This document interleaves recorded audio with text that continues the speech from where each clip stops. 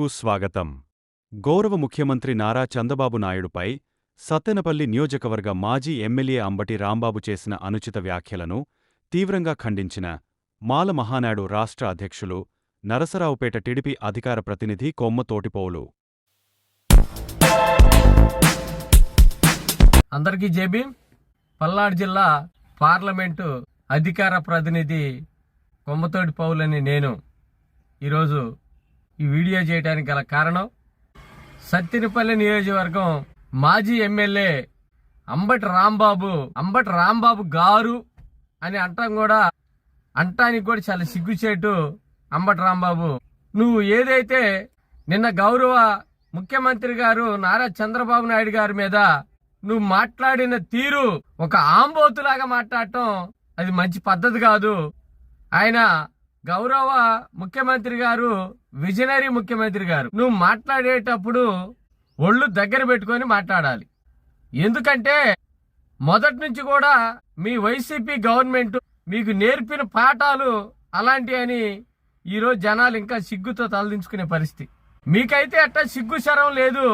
సమాజంలో ఏం మాట్లాడతారో కూడా భాషా వేషం తెలియదు కాబట్టి ఇప్పుడు ప్రజలు సిగ్గుపడుతున్నారు. ఎందుకంటే వైసీపీ అధికారం గవర్నమెంట్ లో ఉన్నప్పుడు సాక్షాత్తు అసెంబ్లీలో మీరు మాట్లాడిన తీరు అది తెలుగు ప్రజలంతా చూశారు.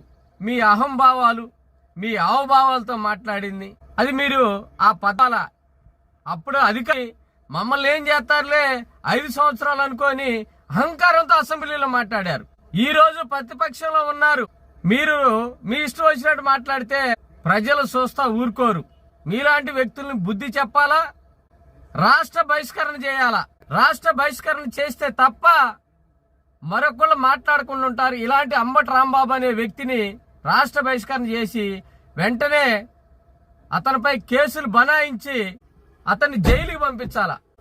జైలుకి పంపించేంత వరకు పల్నాడు జిల్లా తెలుగుదేశం పార్టీ సైనికులంతా ఖచ్చితంగా అతని మీద పోరాటం చేసి అతన్ని రాష్ట్ర బహిష్కరణ చేయించాల.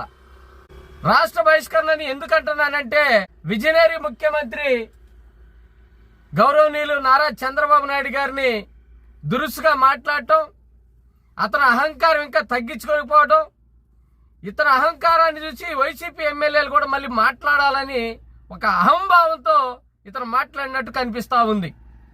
ఇలాంటి వ్యక్తులని ఇక చెక్కు పెట్టి మళ్ళీ సమాజంలో మాట్లాడకుండా చేయాలి.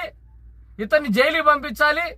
జైలు పంపించేంత వరకు కూడా తెలుగుదేశం పార్టీ కార్యకర్తలు, నాయకులంతా కూడా ఖచ్చితంగా పోరాటం చేసి ఇతన్ని దిష్టిబొమ్మ ప్రతి నియోజకవర్గంలో ఇతని దిష్టిబొమ్మ తగలబెట్టి ధర్నా చేయాలి.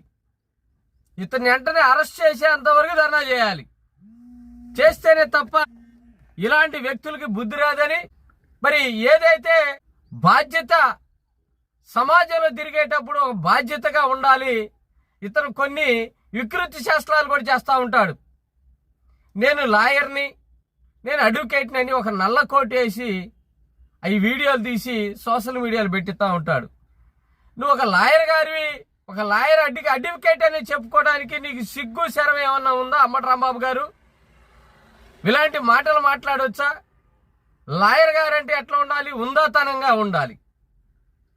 ఓ సమస్యపై మాట్లాడినప్పుడు నువ్వు దాన్ని తిప్పికొడే విధంగా మాట్లాడాలా తప్ప, లాండ్ ఆర్డర్ ప్రకారం మాట్లాడాలి తప్ప అత్యవసర ఆంబోతులాగా మాట్లాడటం అది మంచి పద్ధతి కాదు, అది కరెక్ట్ కాదు.